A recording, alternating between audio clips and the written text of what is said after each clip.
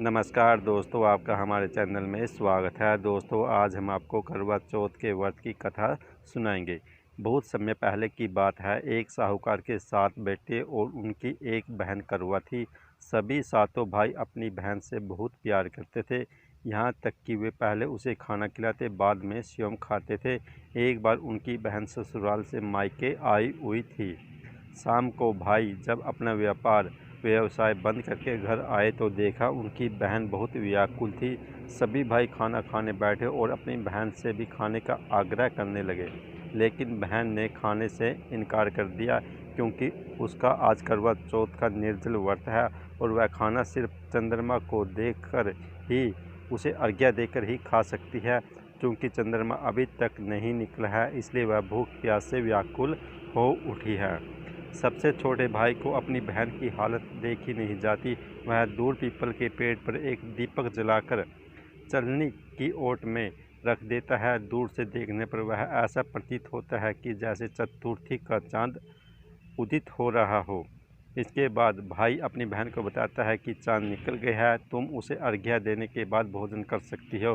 बहन खुशी के मारे सीढ़ियों पर चढ़कर चांद को देखती है, उसे अर्घ्य देकर खाना खाने बैठ जाती है। वह पहला टुकड़ा मुंह में डालती है तो उसे छींक आ जाती है, दूसरा टुकड़ा डालती है तो उसमें बाल निकल आता है, और जैसे ही तीसरा टुकड़ा मुंह में डालने की कोशिश करती है तो उसके पति की मृत्यु का समाचार उसे मिलता है। वह बौखला जाती है।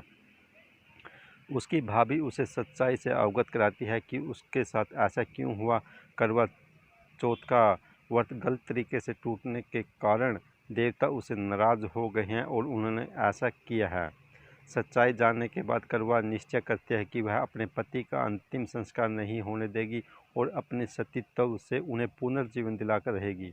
वह पूरे 1 साल तक अपने पति के शव के पास बैठी रहती है, उसकी देखभाल करती है। उसके ऊपर उगने वाली सुई नुमा घास को वह एकत्रित करती जाती है। 1 साल बाद फिर करवा चौथ का दिन आता है। उसकी सभी भाभियाँ करवा चौथ का व्रत रखती हैं। जब भाभियाँ उसे आशीर्वाद लेने आती है तो वह प्रत्येक भाभी से यम सुई ले लो, पीएस सुई दे दो, मुझे भी अपनी सुहागिन बना दो, ऐसा आग्रह करती है। लेकिन हर बार भाभी उसे अगली भाभी से आग्रह करने का कह चली जाती हैं। इस प्रकार जब छठे नंबर की भाभी आती है तो करवा उससे भी यही बात दोहराती है। यह भाभी उसे बताती है क्योंकि सबसे छोटे भाई की वजह से उसका व्रत टूटा था, अतः उसकी पत्नी में ही शक्ति है कि वह तुम्हारे पति को दोबारा जीवित कर सकती है। इसलिए जब वह आए तो तुम उसे पकड़ लेना और जब तक वह तुम्हारे पति को जिंदा न करे उसे नहीं छोड़ना।